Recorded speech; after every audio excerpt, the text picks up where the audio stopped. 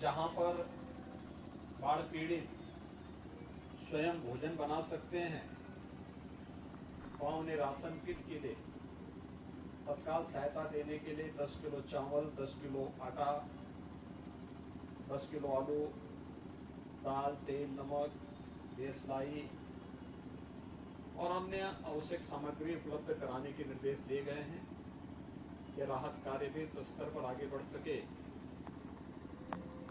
इसके लिए आवागमन को तीव्र करने, स्टीमर नौकाओं की व्यवस्था करने, ये सभी कार्य युद्ध स्तर पर आगे बढ़ाए जा रहे हैं। जहां पर आवागमन अभी व्यवस्थित नहीं हो पाया है और राहत शिविरों में बाढ़ पीड़ितों को रहने के लिए मजबूर रहना पड़ रहा है, वहां पर उन लोगों को भोजन पैकेट पर्याप्त मात्रा में उपलब्ध कराने के भी निर्देश दिए गए हैं।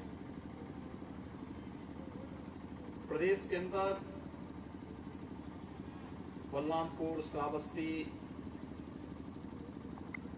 बहराइच, सिद्धार्थनगर, संत कबीरनगर, बस्ती, गोरखपुर समेत लगभग 15 जनपद वर्तमान में इससे प्रभावित हैं और आज मैं प्रातःकाल से ही अयोध्या, गोंडा, बलरामपुर, श्रावस्ती, बहराइच इन सभी का दौरा कर रहा हूं। कल जल शक्ति मंत्री को ही मैंने इन क्षेत्रों का दौरा करने के लिए भेजा था।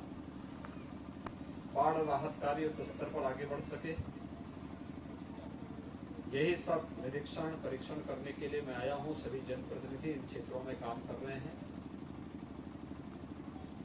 पहले से स्पष्ट निर्देश दिए गए हैं कि कहीं जनहानि होती है तो जनहानि पर तत्काल संबंधित प्रभावित परिवार को 4 लाख रुपए की सहायता,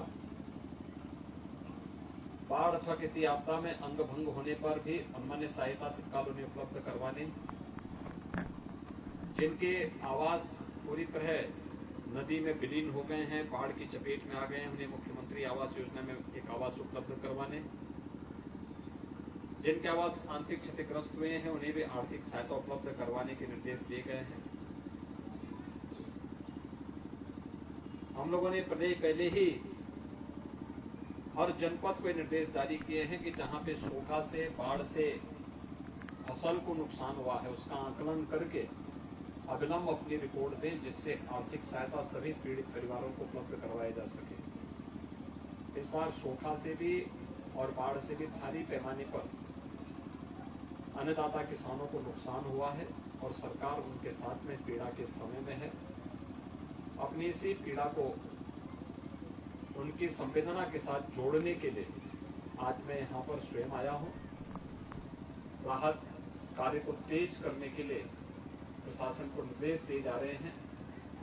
सभी जनप्रतिनिधि भी राहत और बचाव कार्य के साथ पहली प्राथमिकता रखें कि हर परिवार तक सूखा राहत भी उपलब्ध हो जाए,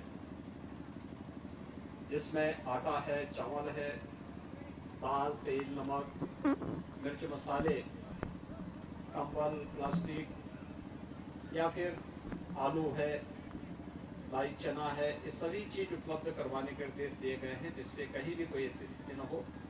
पशुओं के लिए चारा के साथ ही इस समय सांप के काटने और कुत्तों के काटने या जंगली जानवरों की भी हमले की शिकायतें आती हैं।